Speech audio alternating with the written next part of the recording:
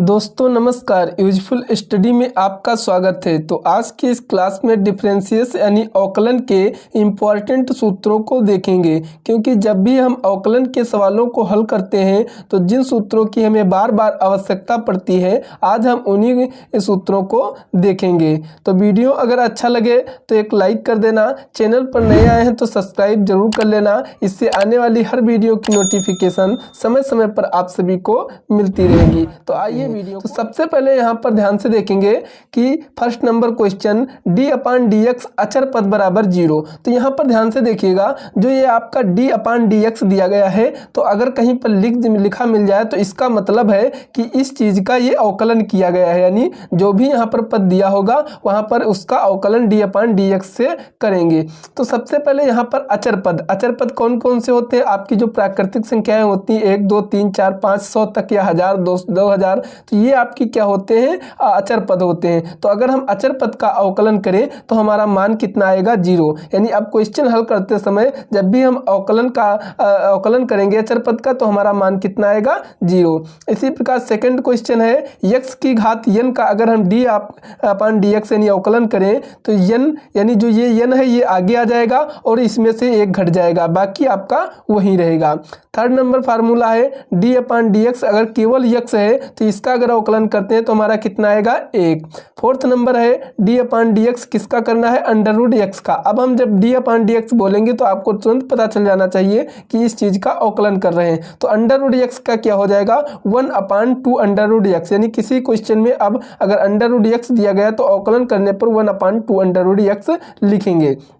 फिर यहाँ पर 1/x का d/dx करेंगे तो क्या आ जाएगा? माइनस का 1/x हो जाएगा। इसी प्रकार दोस्तों यहाँ पर ध्यान से देखिएगा, अगर हम यहाँ पर e⁻x का d/dx करें तो यहाँ पर क्या हो जाएगा? e⁻x ही रहेगा, क्योंकि दोस्तों यहाँ पर आप सभी को दिख रहा होगा कि x⁻n करने पर इतना आता है तो e⁻x करने पर e⁻x क्यों आता है। तो यहाँ पर अगर केवल और केवल e⁻x दिया गया है, e कांस्टेंट रहता है, तो इसलिए आपका यहाँ पर क्या हो जाएगा? e⁻x। बाकी जो घात n दिया गया है, इसे n का मतलब होता है नेचुरल नंबर यानी प्राकृतिक संख्याएं, तो जितनी भी 1 2 3 4 लगी हो उसमें ये आपका फार्मूला प्रयोग होने वाला है। अब यहाँ पर बात कर लेते हैं, अगर आपका a⁻x d/dx करना है तो a⁻x आगे आ जाएगा, फिर यहाँ पर क्या लग जाएगा? log a हो जाएगा। तो ये आपका एक्स्ट्रा जुड़ रहा है। अब इसी प्रकार 8 नंबर देख लेते हैं, तो log x का d/dx बराबर क्या हो जाएगा? केवल और केवल 1/x होगा।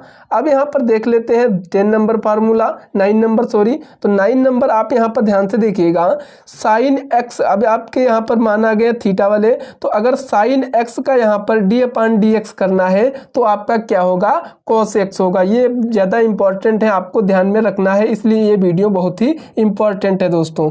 10 नंबर है, अगर आपने cos x का d/dx निकाला तो आपका माइनस sin x हो जाएगा। अगर tan x का अवकलन बात करें तो sec² हो जाएगा, और यहाँ पर cot x का बात करें तो माइनस का cosec² हो जाएगा। sec x की बात करें तो sec x into tan x हो जाएगा। वहीं अगर हम यहाँ पर cosec x की बात करें तो cosec x into cot x हो जाएगा। अब इसमें कुछ में माइनस लगा है तो यहाँ पर ध्यान से देखिएगा, जो c से स्टार्ट हो रहे हैं उसी में केवल और केवल माइनस लगा है, तो ये एक बढ़िया ट्रिक है, याद रखने में आसानी होगी। तो ये आपके इतने फार्मूले हो गए। अब हम यहाँ पर टाइप नंबर सेकंड पर चलते हैं।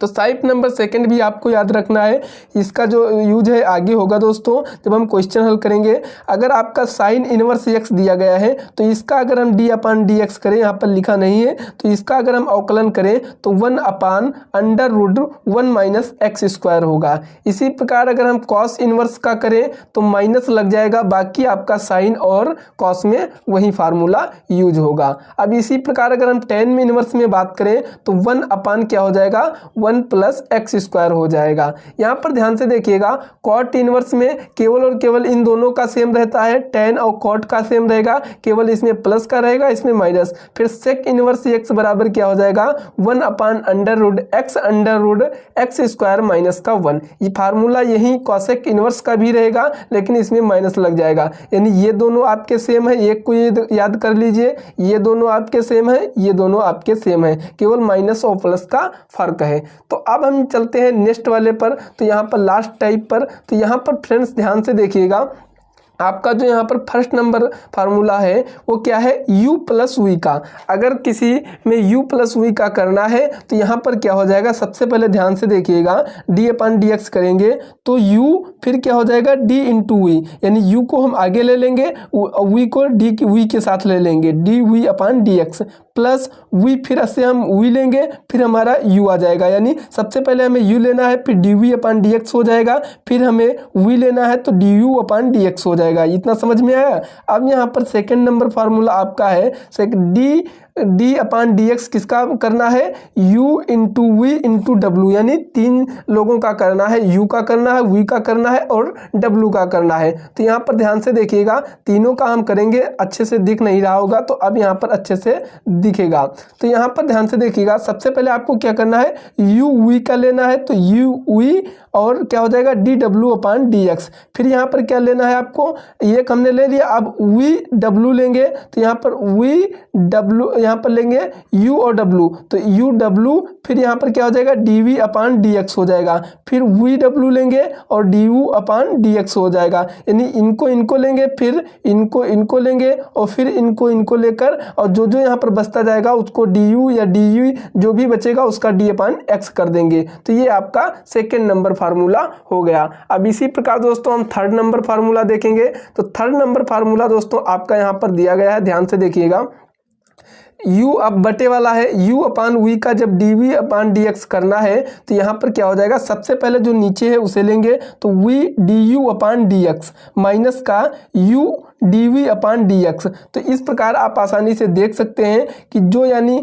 बटे में दिया सबसे पहले उसको लेंगे, लेकिन जो यहाँ पर u दिया है वो u लिखेंगे, फिर यहाँ पर u का लेंगे तो नीचे वाला v लिख लेंगे, और बटे में आपका सबके बटे में आपका v स्क्वायर हो जाएगा। तो अगर आपका बटे वाला लगाना है सूत्र, सबके बटे में v स्क्वायर कर देना है, बाकी आपका जैसे है वैसे ही रहेगा।